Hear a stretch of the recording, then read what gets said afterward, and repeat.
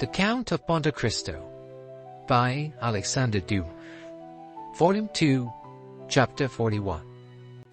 The Presentation.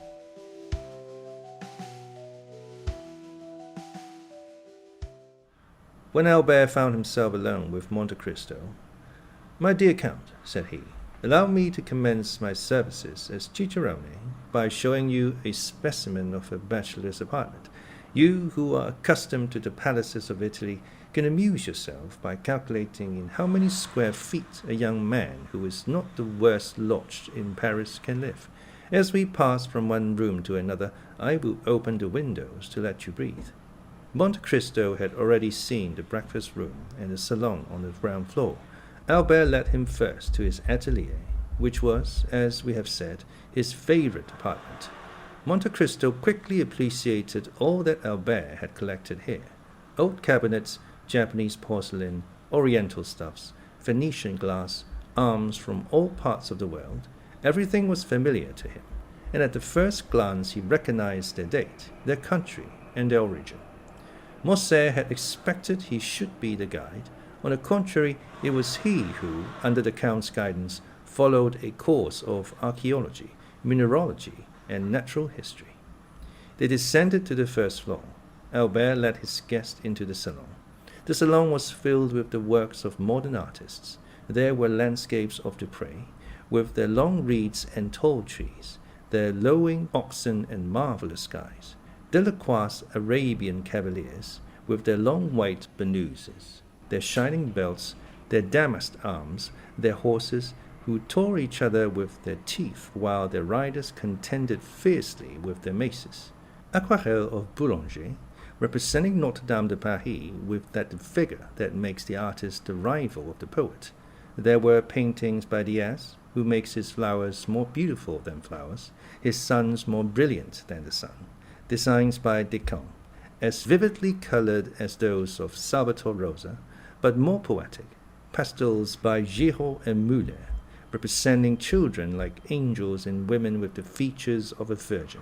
Sketches torn from the album of Dozart's Travels in the East, that had been made in a few seconds on the saddle of a camel, or beneath the dome of a mosque.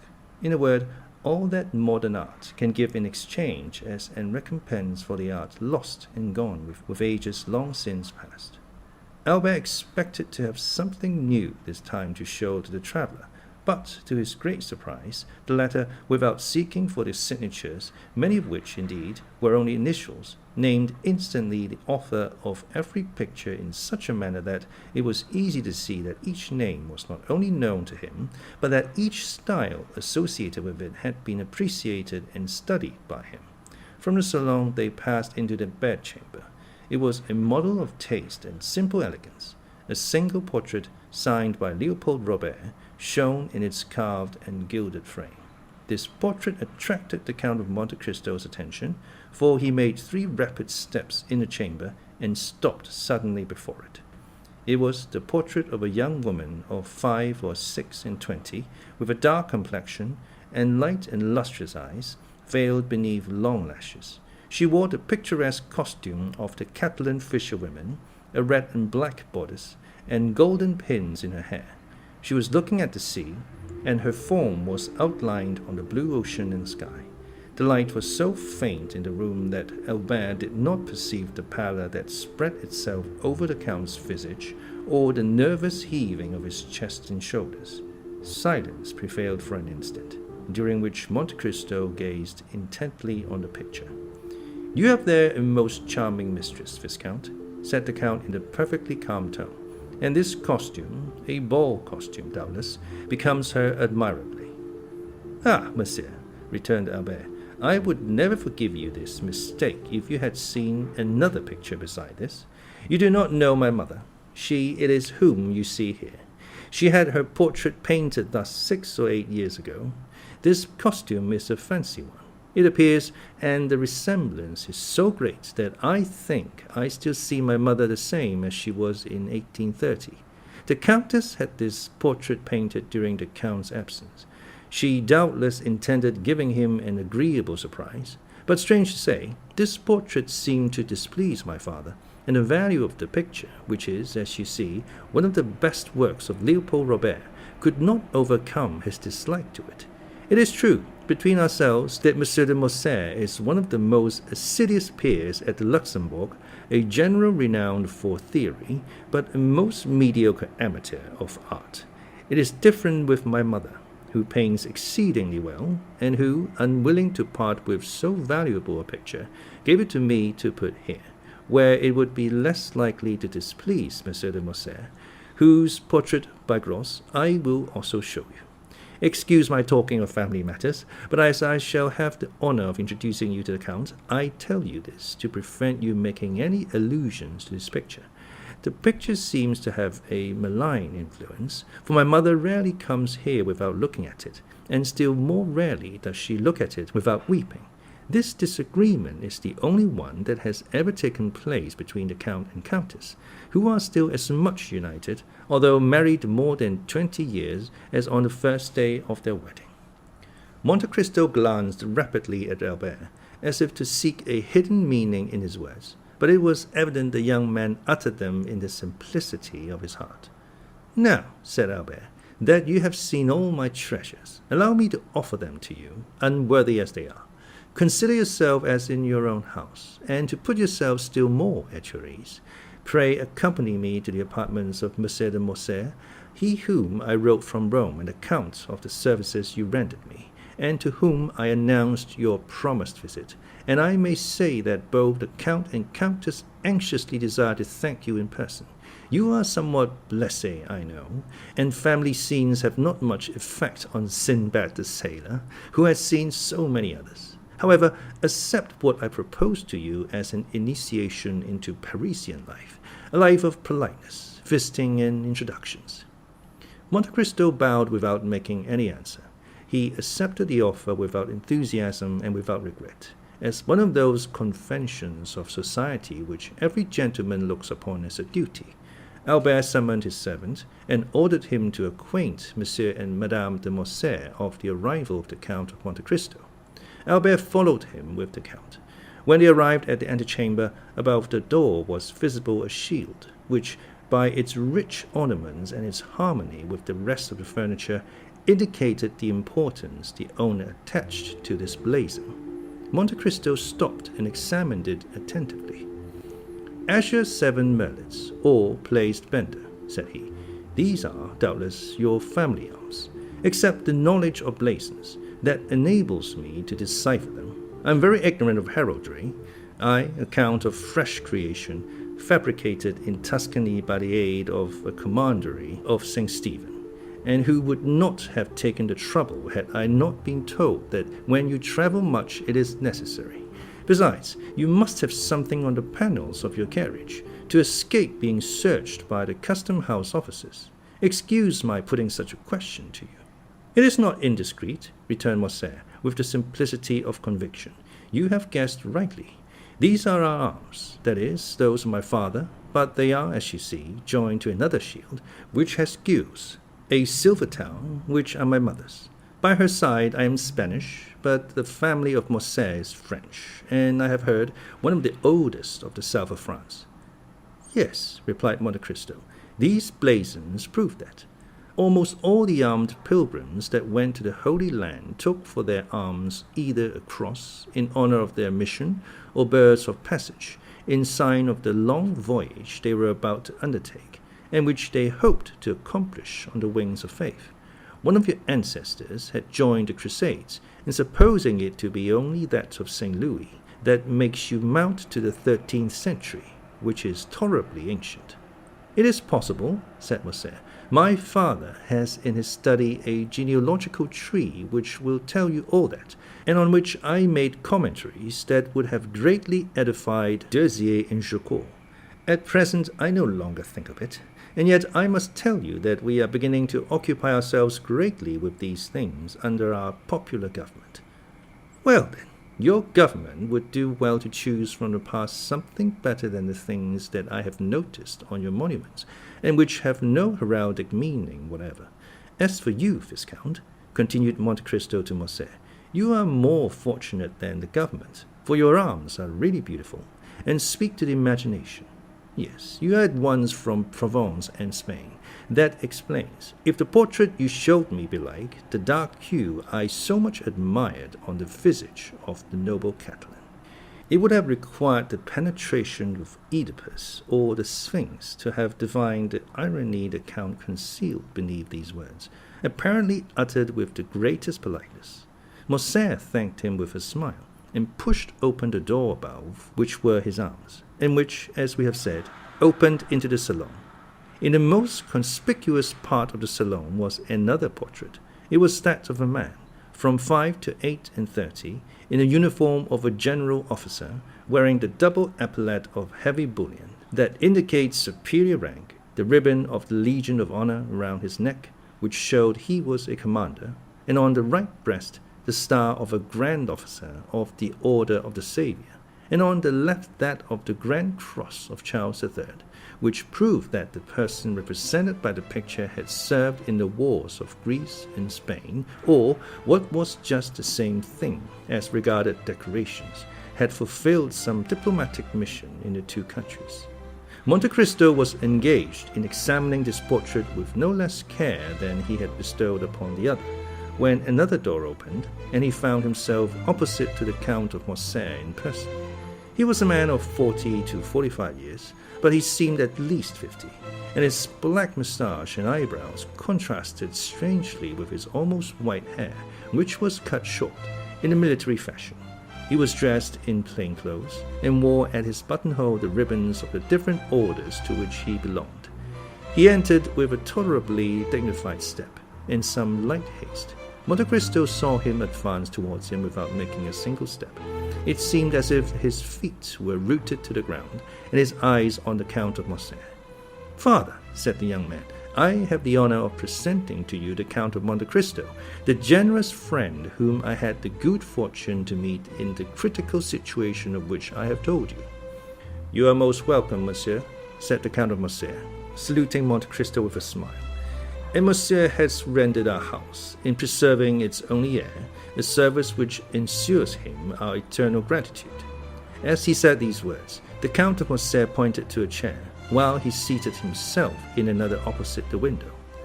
Monte Cristo, in taking the seat Morcerf offered him, placed himself in such a manner as to remain concealed in the shadow of the large velvet curtains, and read on the careworn and livid features of the Count a whole history of secret griefs written in each wrinkle time had planted there. "The Countess," said Morcerf, "was at her toilet when she was informed of the visit she was about to receive. She will, however, be in the salon in 10 minutes. "It is a great honor to me," returned Monte Cristo, "to be thus, on the first day of my arrival in Paris, brought in contact with a man whom merit equals his reputation, and to whom fortune has for once been equitable. But has she not still on the plains of Mitiga, or in the mountains of Atlas, a marshal's staff to offer you?" "Oh," replied Morcerf, reddening slightly, "I have left the service, monsieur. Made a peer at the Restoration, I served through the first campaign under the orders of Marshal Beaumont. I could, therefore, expect a higher rank, and who knows what might have happened had the elder branch remained on the throne. But the Revolution of July was, it seems, sufficiently glorious to allow itself to be ungrateful, and it was so for all services that did not date from the imperial period. I tendered my resignation, for when you have gained your epaulettes on the battlefield, you do not know how to maneuver on the slippery grounds of the salons.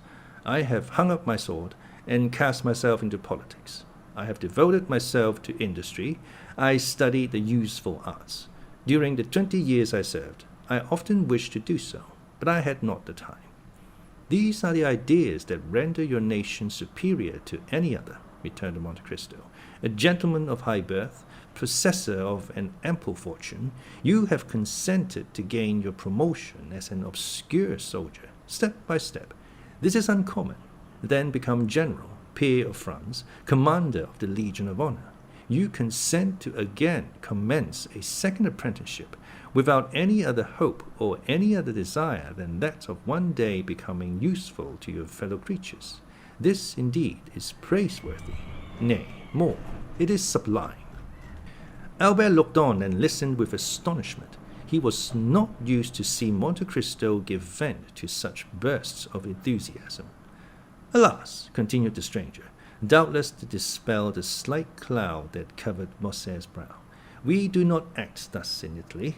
We grow according to our race and our species, and we pursue the same lines, and often the same uselessness, all our lives. But, monsieur, said the Count of Morcerf, for a man of your merit, Italy is not a country, and France opens her arms to receive you. Respond to her call. France will not, perhaps, be always ungrateful. She treats her children ill, but she always welcomes strangers. Ah, father, said Albert with a smile, it is evident you do not know the Count of Monte Cristo. He despises all honors, and contents himself with those written on his passport. That is the most just remark, replied the stranger, I ever heard made concerning myself. You have been free to choose your career, observed the Count of Morcerf with a sigh, and you have chosen the path strewed with flowers.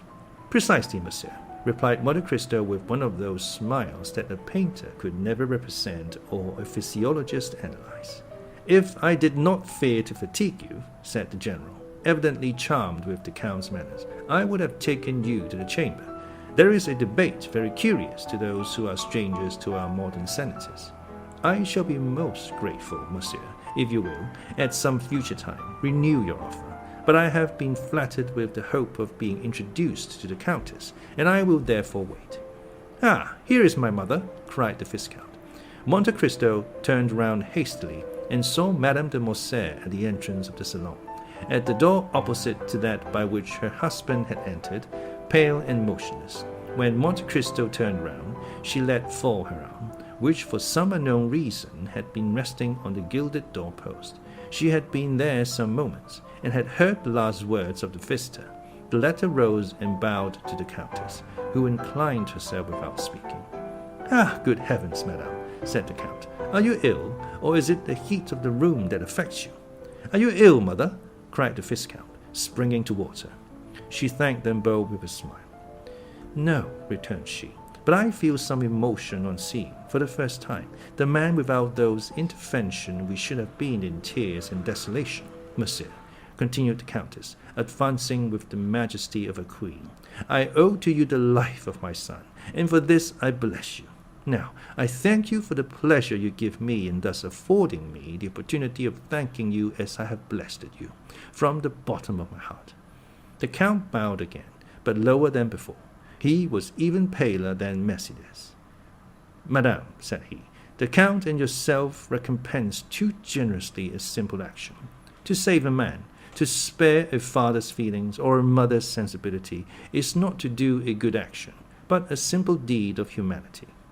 At these words, uttered with the most exquisite sweetness and politeness, Madame de Morcerf replied, It is very fortunate for my son, monsieur, that he found such a friend, and I thank God that things are thus. And Mercedes raised her fine eyes to heaven with so fervent an expression of gratitude that the Count fancied he saw tears in them. Monsieur de Morcerf approached her. Madame, said he, I have already made my excuses to the Count for quitting him, and I pray you to do so also. The sitting commences at 2. It is now 3, and I am to speak. Go then, the Monsieur and I will strive our best to forget your absence, replied the Countess, with the same tone of deep feeling. Monsieur, continued she, turning to Monte Cristo, will you do us the honor of passing the rest of the day with us? Believe me, madam, I feel most grateful for your kindness, but I got out of my travelling carriage at your door this morning, and I am ignorant how I am stalled in Paris, which I scarcely know. This is but a trifling inquietude, I know, but one that may be appreciated. We shall have the pleasure another time, said the Countess. You promise that. Monte Cristo inclined himself without answering, but the gesture might pass for assent. I will not detain you, monsieur, continued the Countess. I would not have our gratitude become indiscreet or importunate. My dear Count, said Albert, I will endeavor to return your politeness at Rome, and place my coupé at your disposal until your own be ready. 1,000 thanks for your kindness, Viscount, returned the Count of Monte Cristo, but I suppose that Monsieur Bertuccio has suitably employed the 4 hours and a half I have given him, and that I shall find a carriage of some sort ready at the door." Albert was used to the Count's manner of proceeding. He knew that, like Nero, he was in search of the impossible, and nothing astonished him. But wishing to judge with his own eyes how far the Count's orders had been executed, he accompanied him to the door of the house. Monte Cristo was not deceived. As soon as he appeared in the Count of Morcerf's antechamber, a footman, the same who at Rome had brought the Count's card to the 2 young men, and announced his visit, sprang into the vestibule, and when he arrived at the door, the illustrious traveller found his carriage waiting him.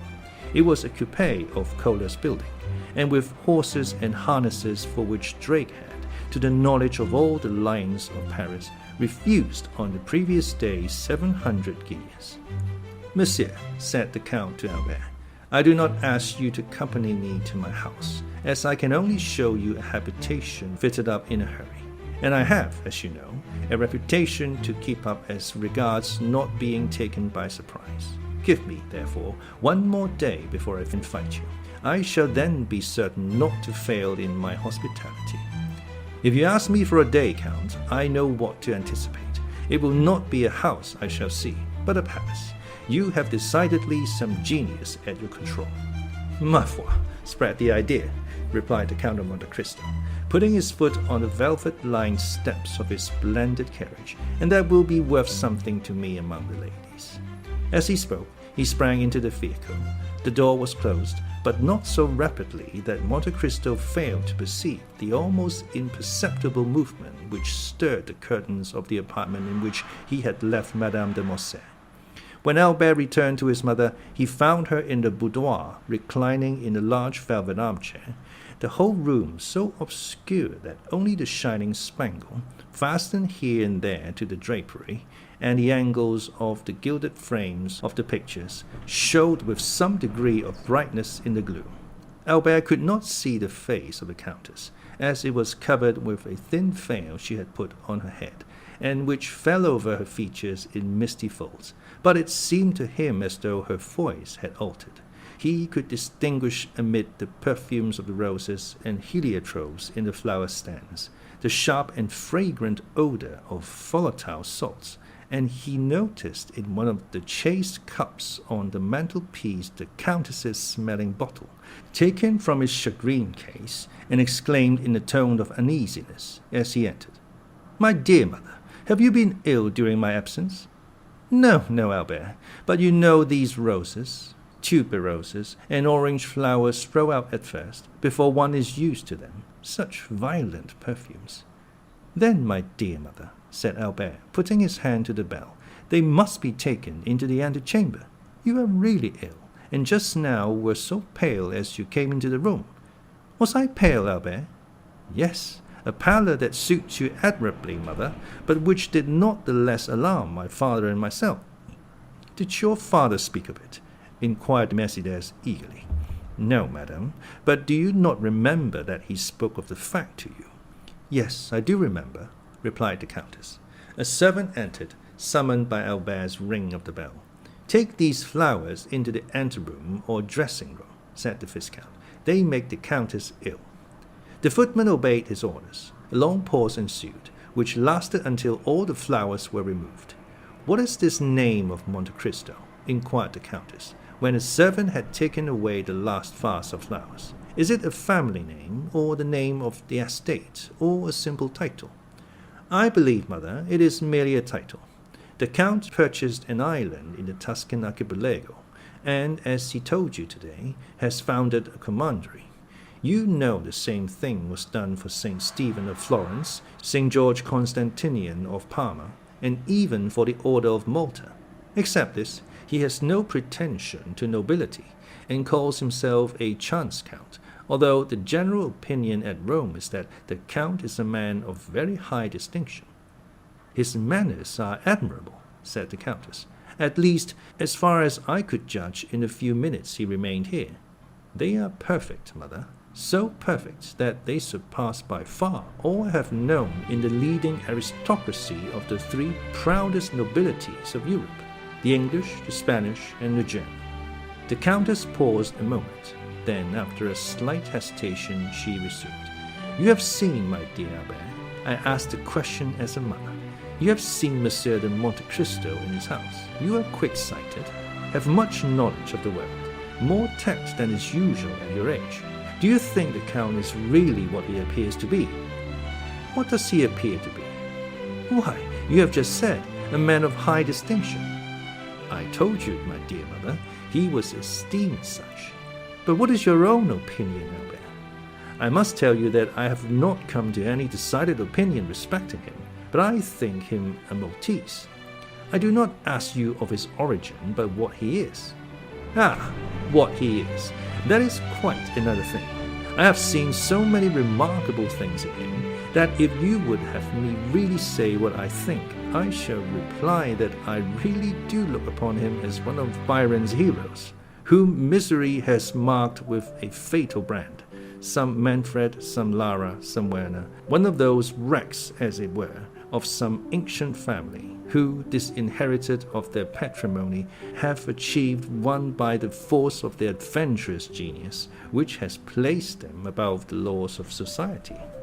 You say, I say that Monte Cristo is an island in the midst of the Mediterranean, without inhabitants or garrison, the resort of smugglers of all nations, the pirates of every flag. Who knows whether or not these industrious worthies do not pay to their feudal lord some dues for his protection? That is possible, said the Countess, reflecting. Never mind, continued the young man. Smuggler or not, you must agree, mother dear, as you have seen him, that the Count of Monte Cristo is a remarkable man, who will have the greatest success in the salons of Paris. Why, this very morning, in my rooms, he made his entree amongst us by striking every man of us with amazement, not even excepting Château-Renaud. And what do you suppose is the Count's age? Inquired Mercedes, evidently attaching great importance to this question. 35 or 36, mother. So young. It is impossible, said Mercedes, replying at the same time to what Albert said, as well as to her own private reflection. It is the truth, however. 3 or 4 times he has said to me, and certainly without the slightest premeditation. At such a period I was 5 years old, at another 10 years old, at another 12. And I, induced by curiosity, which kept me alive to these details, have compared the dates, and never found him inaccurate. The age of this singular man, who is of no age, is then, I am certain, 35. Besides, mother, remark how vivid his eye, how raven-black his hair, and his brow, though so pale, is free from wrinkles. He is not only vigorous, but also young. The Countess bent her head, as if beneath a heavy wave of bitter thoughts. And has this man displayed a friendship for you, Albert? She asked with a nervous shudder. I am inclined to think so. And do you like him? Why, he pleases me in spite of Franz d'Epinay, who tries to convince me that he is a being returned from the other world. The Countess shuddered. Albert, she said, in a voice which was altered by emotion, I have always put you on your guard against new acquaintances. Now you are a man, and are able to give me advice. Yet I repeat to you, Albert, be prudent. Why, my dear mother, it is necessary. In order to make your advice turn to account, then I should know beforehand what I have to distrust. The Count never plays. He only drinks pure water tinged with a little sherry, and is so rich that he cannot, without intending to laugh at me, try to borrow money. What, then, have I to fear from him? You are right, said the Countess, and my fears are weakness, especially when directed against a man who has saved your life. How did your father receive him, Albert? It is necessary that we should be more than complacent to the Count. Monsieur de Morcerf is sometimes occupied. His business makes him reflective, and he might, without intending it. Nothing could be in better taste than my father's demeanour, madam, said Albert. Nay, more, he seemed greatly flattered at 2 or 3 compliments which the Count very skilfully and agreeably paid him with as much ease as if he had known him these 30 years. Each of these little tickling arrows must have pleased my father, added Albert with a laugh, and thus they parted the best possible friends, and Monsieur de Morcerf even wished to take him to the chamber to hear the speakers. The Countess made no reply. She fell into so deep a reverie that her eyes gradually closed.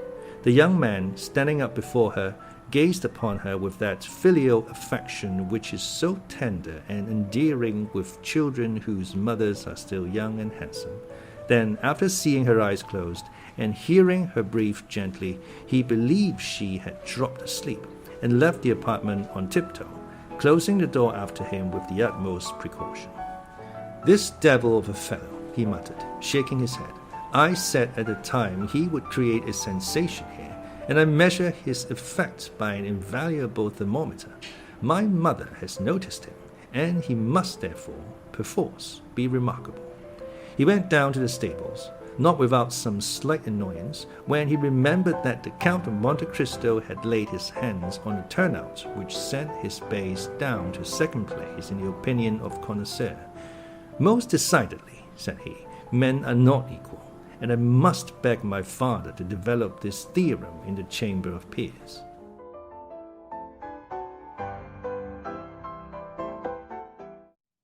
Equitable. Equitable. Adjective. Fair and impartial. Valid in equity as distinct from law.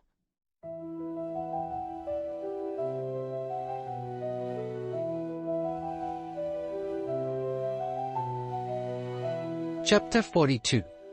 Messer Petruccio.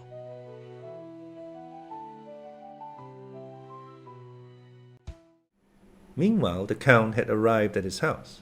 It had taken him 6 minutes to perform the distance, but these 6 minutes were sufficient to induce 20 young men who knew the price of the equipage they had been unable to purchase themselves, to put their horses in a gallop in order to see the rich foreigner who could afford to give 20,000 francs apiece for his horses.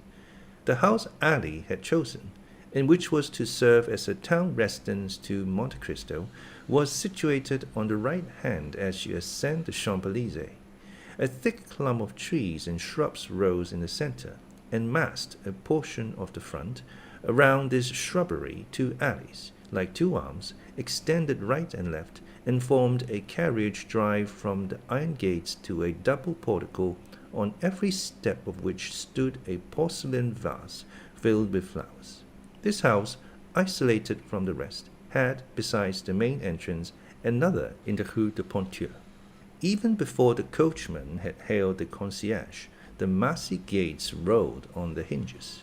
They had seen the Count coming, and at Paris, as everywhere else, he was served with the rapidity of lightning.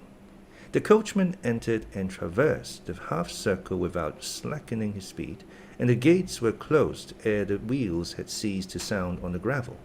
The carriage stopped at the left side of the portico. 2 men presented themselves at the carriage window. The one was Ali, who, smiling with an expression of the most sincere joy, seemed amply repaid by a mere look from Monte Cristo.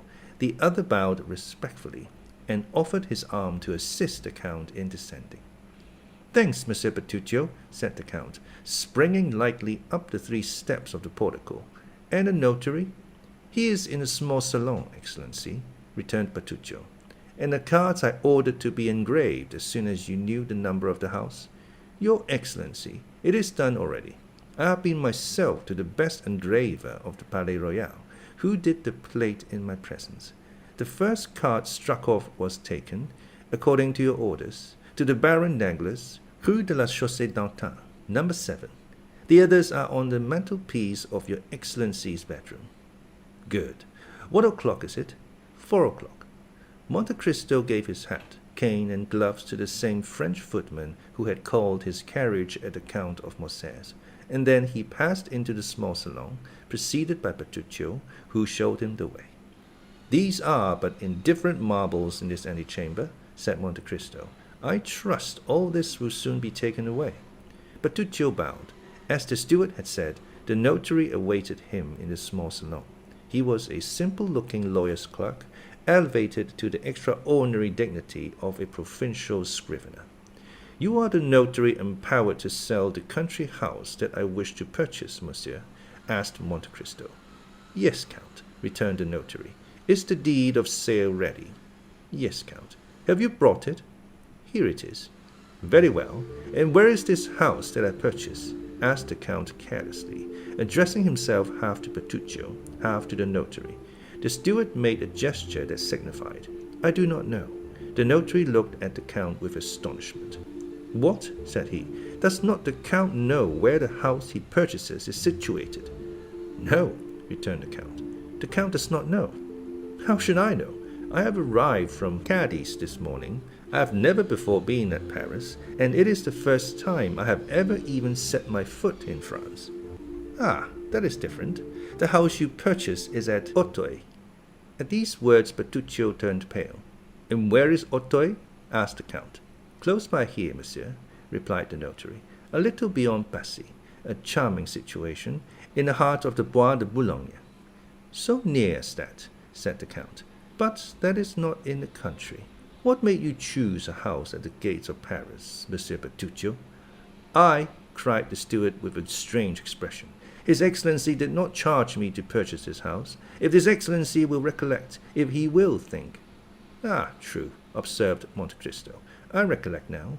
I read the advertisement in one of the papers, and was tempted by the false title, a country house. It is not yet too late, cried Bertuccio eagerly, and if your Excellency will entrust me with the commission, I will find you a better at Enghien, at Fontenay-aux-Roses, or at Bellevue. Oh, no, returned Monte Cristo negligently. Since I have this, I will keep it.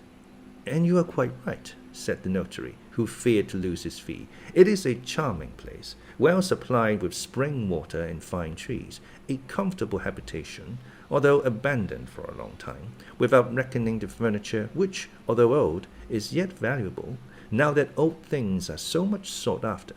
I suppose the Count has the tastes of the day. To be sure, returned Monte Cristo, it is very convenient then. It is more, it is magnificent. Best, let us not lose such an opportunity, returned Monte Cristo. The deed, if you please, Mr. Notary. And he signed it rapidly, after having first run his eye over the part of the deed in which was specified the situation of the house and the names of the proprietors. Bertuccio, said he, give 55,000 francs to monsieur. The steward left the room with a faltering step, and returned with a bundle of banknotes, which the notary counted like a man who never gives a receipt for money until after he is sure it is all there. And now, demanded the Count, are all the forms complied with? All, sir. Have you the keys? They are in the hands of the concierge, who takes care of the house, but here is the order I have given him to install the Count in his new possessions. Very well, and Monte Cristo made a sign with his hand to the notary, which said, I have no further need of you. You may go. But, observed the honest notary, the Count is, I think, mistaken. It is only 50,000 francs, everything included, and your fee is included in this sum. But have you not come from Auteuil here? Yes, certainly. Well, then, it is but fair that you should be paid for your loss of time and trouble, said the Count, and he made a gesture of polite dismissal. The notary left the room backwards, and bowing down to the ground. It was the first time he had ever met a similar client. See this gentleman out, said the Count to Bertuccio, and the steward followed the notary out of the room. Scarcely was the Count alone, when he drew from his pocket a book closed with a lock, and opened it with a key which he wore round his neck, and which never left him. After having sought for a few minutes, he stopped at a leaf which had several notes, and compared them with the deed of sale, which lay on the table, and recalling his souvenirs. Auteuil, Rue de la Fontaine, number 28. It is indeed the same, said he. And now, am I to rely upon an avowal extorted by religious or physical terror? However, in an hour I shall know all. Bertuccio, cried he, striking a light hammer with a pliant handle on a small gong. Bertuccio! The steward appeared at the door. Monsieur Bertuccio, said the Count, did you never tell me that you had travelled in France? In some parts of France. Yes, Excellency. You know the environs of Paris, then? No, Excellency, no, returned the steward, with a sort of nervous trembling, which Monte Cristo, a connoisseur in all emotions, rightly attributed to great disquietude. "It is unfortunate," returned he, "that you have never visited the environs, for I wished to see my new property this evening, and had you gone with me, you could have given me some useful information." "To Auteuil," cried Bertuccio, whose copper complexion became livid. "I go to Auteuil? Well, what is there surprising in that? When I live at Auteuil, you must come there, as you belong to my service." Bertuccio hung down his head before the imperious look of his master, and remained motionless, without making any answer. "Why, what has happened to you? Are you going to make me ring a second time for the carriage?" asked Monte Cristo, in the same tone that Louis XIV pronounced the famous. "I have been almost obliged to wait." Bertuccio made but one bound to the antechamber, and cried in a hoarse voice, "His Excellency's horses!" Monte Cristo wrote 2 or 3 notes, and as he sealed the last, the steward appeared. "Your Excellency's carriage is at the door," said he. "Well, take your hat and gloves," returned Monte Cristo.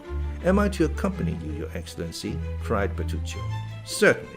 You must give the orders, for I intend residing at the house." It was unexampled for a servant of the Count's to dare to dispute an order of his, so the steward, without saying a word, followed his master, who got into the carriage and signed to him to follow, which he did, taking his place respectfully on the front seat.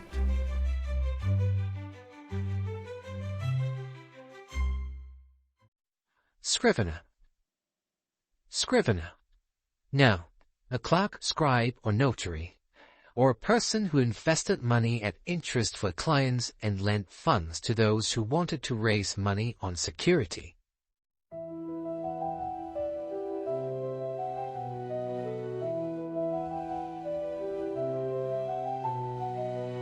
Chapter 43.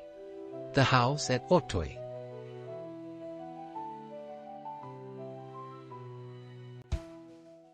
Monte Cristo noticed, as they descended the staircase, that Bertuccio signed himself in a Corsican manner, that is, had formed the sign of the cross in the air with his thumb, and as he seated himself in the carriage, muttered a short prayer.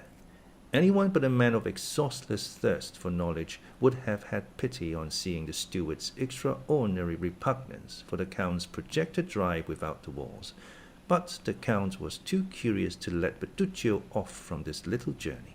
In 20 minutes they were at Auteuil. The steward's emotion had continued to augment as they entered the village. Bertuccio, crouched in a corner of the carriage, began to examine with a feverish anxiety every house they passed. "Tell him to stop at Rue de la Fontaine, number 28, said the Count, fixing his eyes on the steward, to whom he gave this order. Bertuccio's forehead was covered with perspiration.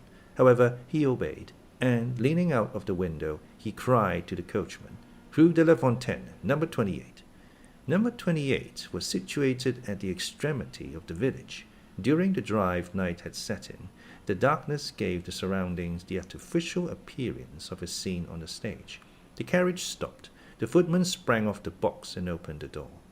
"Well," said the Count, "you do not get out, Monsieur Bertuccio. You are going to stay in the carriage, then. What are you thinking of this evening?" Bertuccio sprang out and offered his shoulder to the Count, who, this time, leaned upon it as he descended the 3 steps of the carriage. "Knock," said the Count, "and announce me." Bertuccio knocked. The door opened, and the concierge appeared. "What is it?" asked he. "It is your new master, my good fellow," said the footman, and he held out to the concierge the notary's order. "The house is sold, then?" demanded the concierge, "and this gentleman is coming to live here?" "Yes, my friend," returned the Count, "and I will endeavor to give you no cause to regret your old master." "Oh, monsieur," said the concierge, "I shall not have much cause to regret him, for he came here but seldom. It is 5 years since he was here last, and he did well to sell the house, for it did not bring him in anything at all." "What was the name of your old master?" said Monte Cristo. "The Marquis of Saint-Méran." "Ah, I am sure he has not sold the house for what he gave for it." "The Marquis of Saint-Méran," returned the Count. "The name is not unknown to me. The Marquis of Saint-Méran." And he appeared to meditate. "An old gentleman," continued the concierge, "a staunch follower of the Bourbons. He had an only daughter, who married Monsieur de Villefort, who had been the king's attorney at Nîmes, and afterwards at Versailles." Monte Cristo glanced at Bertuccio, who became whiter than the wall against which he leaned to prevent himself from falling. "And is not this daughter dead?" demanded Monte Cristo. "I fancy I have heard so."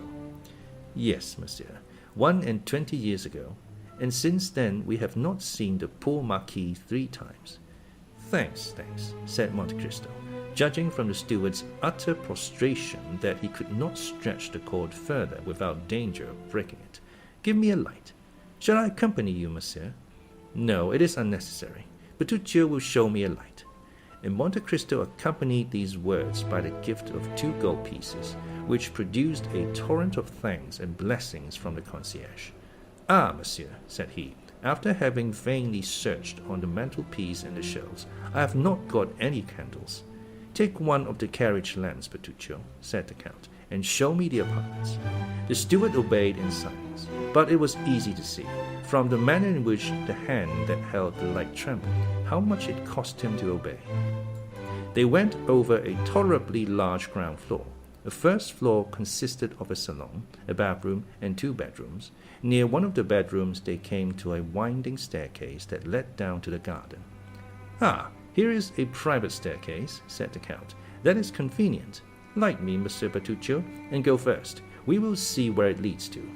"Monsieur," replied Bertuccio, "it leads to the garden." "And pray, how do you know that?" "It ought to do so, at least."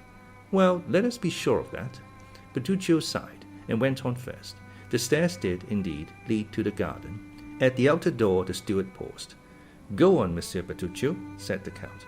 But he who was addressed stood there, stupefied, bewildered, stunned. His haggard eyes glanced around, as if in search of the traces of some terrible event, and with his clenched hands he seemed striving to shut up horrible recollections. "Well?" insisted the count. "No, no," cried Bertuccio, setting down the lantern at the angle of the interior wall. "No, monsieur, it is impossible. I can go no farther." "What does this mean?" demanded the irresistible voice of Monte Cristo. "Why, you must see, your excellency," cried the steward, "that this is not natural, that, having a house to purchase, you purchase it exactly at Auteuil, and that, purchasing it at Auteuil, this house should be number 28 Rue de la Fontaine. Oh, why did I not tell you all? I am sure you would not have forced me to come. I hoped your house would have been some other one than this, as if there was not another house at Auteuil than that of the assassination." What? cried Monte Cristo, stopping suddenly. "What words do you utter? Devil of a man, Corsican that you are, always mysterious and superstitious. Come, take the lantern, and let us visit the garden. You are not afraid of ghosts with me, I hope." Bertuccio raised the lantern and obeyed. The door, as it opened, disclosed a gloomy sky, in which the moon strove vainly to struggle through a sea of clouds that covered her with billows of vapor which she illuminated from an instant, only to sink into obscurity. The steward wished to turn to the left. No, monsieur," said Monte Cristo. "What is the use of following the alleys? Here is a beautiful lawn. Let us go on straight forwards." Bertuccio wiped the perspiration from his brow, but obeyed. However, he continued to take the left hand. Monte Cristo, on the contrary, took the right hand. Arrived near a clump of trees, he stopped. The steward could not restrain himself. "Move, monsieur, move away, I entreat you. You are exactly in the spot." "What spot?" "Where he fell." "My dear Monsieur Bertuccio," said Monte Cristo, laughing, "control yourself. We are not at Satin or at Cotte. This is not a Corsican Mecca, but an English garden. Badly kept, I own, but still you must not calumniate it for that." "Monsieur, I implore you, do not stay there." "I think you are going mad, Bertuccio," said the count coldly. "If that is the case, I warn you, I shall have you put in a lunatic asylum." "Alas, excellency," returned Bertuccio, joining his hands, and shaking his head in a manner that would have excited the count's laughter, had not thoughts of his superior interest occupied him, and rendered him attentive to the least revelation of this timorous conscience. "Alas, excellency, the evil has arrived." "Monsieur Bertuccio," said the count, "I am very glad to tell you that while you gesticulate, you wring your hands and roll your eyes like a man possessed by a devil who will not leave him, and I have always observed that the devil most obstinate to be expelled is his secret. I knew you were a Corsican. I knew you were gloomy, and always brooding over some old history of the vendetta. And I overlooked that in Italy, because in Italy those things are thought nothing of. But in France they are considered a very bad taste. There are gendarmes who occupy themselves with such affairs, judges who condemn, and scaffolds which avenge. Bertuccio clasped his hands, and as in all these evolutions he did not let fall the lantern, the light showed his pale and altered countenance. Monte Cristo examined him with the same look that, at Rome, he had bent upon the execution of Andrea, and then in a tone that made a shudder pass through the veins of the poor steward. "The Abbé Busoni then told me an untruth," said he, "when, after his journey in France in 1829, he sent you to me with a letter of recommendation in which he enumerated all your valuable qualities. Well, I shall write to the Abbé. I shall hold him responsible for his protégé's misconduct, and I shall soon know all about this assassination. Only I warn you that when I reside in a country, I conform to all its code, and I have no wish to put myself within the compass of the French laws for your sake." "Oh, do not do that, Excellency. I have always served you faithfully," cried Bertuccio in despair. "I have always been an honest man, and as far as lay in my power, I have done good." "I do not deny it," returned the Count, "but why are you thus agitated? It is a bad sign. A quiet conscience does not occasion such paleness in the cheeks, and such fever in the hands of a man." "But, Your Excellency," replied Bertuccio hesitatingly, "did not the Abbé Busoni, who heard my confession in the prison at Nîmes, tell you that I had a heavy burden upon my conscience?" "Yes, but as he said you would make an excellent steward, I concluded you had stolen. That was all." "Oh, Your Excellency," returned Bertuccio in deep contempt. "Or, as you are a Corsican, that you had been unable to resist the desire of making a stiff, as you call it." "Yes, my good master," cried Bertuccio, casting himself at the Count's feet. "It was simply vengeance, nothing else." "I understand that, but I do not understand what it is that galvanizes you in this manner." "But, monsieur, it is very natural," returned Bertuccio, "since it was in this house that my vengeance was accomplished." "What? My house? Oh, Your Excellency, it was not yours then." "Whose then? The Marquis de Saint-Méran, I think," the concierge said. "What had you to revenge on the Marquis de Saint-Méran?" "Oh, it was not on him, monsieur. It was on another." "This is strange," returned Monte Cristo, seeming to yield to his reflections, "that you should find yourself without any preparation in a house where the event happened that causes you so much remorse." "Monsieur," said the steward, "it is fatality, I am sure. First, you purchased a house at Auteuil. This house is the one where I have committed an assassination. You descend to the garden by the same staircase by which he descended. You stop at the spot where he received the blow, and 2 paces farther is the grave in which he had just buried his child. This is not chance for chance. In this case, it's too much like Providence." "Well, amiable Corsican, let us suppose it is Providence. I always suppose anything people please, and besides, you must concede something to deceased minds. Come, collect yourself, and tell me all." "I have related it but once, and that was to the Abbé Busoni. Such things," continued Bertuccio, shaking his head, "are only related under the seal of confession." "Then," said the Count, "I refer you to your confessor. Turn châtreur or Trappist, and relate your secrets. But as for me, I do not like anyone who is alarmed by such phantasms, and I do not choose that my servants should be afraid to walk in the garden of an evening. I confess I am not very desirous of a visit from the commissary of police, for in Italy justice is only paid when silent. In France she is paid only when she speaks. Peste! I thought you somewhat Corsican, a great deal smuggler, an excellent steward, but I see you have other strings to your bow. You are no longer in my service, Monsieur Bertuccio." "Oh, Your Excellency," cried the steward, struck with terror at his threat. "If that is the only reason I cannot remain in the service, I will tell all, for if I quit you, it will only be to go to the scaffold." "That is different," replied Monte Cristo. But if you intend to tell an untruth, reflect it were better not to speak at all. No, monsieur, I swear to you, by my hopes of salvation, I will tell you all, for the Abbé Busoni himself only knew a part of my secret. But I pray, go away from the plane tree. The moon is just bursting through the clouds, and there, standing where you do, and wrapped in that cloak that conceals your figure, you remind me of Monsieur de Villefort. What? Cried Monte Cristo.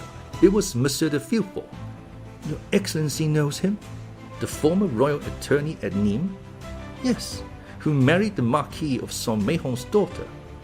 Yes. Who enjoyed the reputation of being the most severe, the most upright, the most rigid magistrate on the bench. Well, monsieur, said Bertuccio, this man with this spotless reputation. Well, what's a villain? Bah, replied Monte Cristo, impossible. It is as I tell you. Ah, really, said Monte Cristo. Have you proof of this? I had it, and you have lost it. How stupid. Yes, but by careful search it might be recovered. Really, returned the Count, relate it to me, for it begins to interest me. And the Count, humming an air from Lucia, went to sit down on the bench, while Bertuccio followed him, collecting his thoughts. Bertuccio remained standing before him.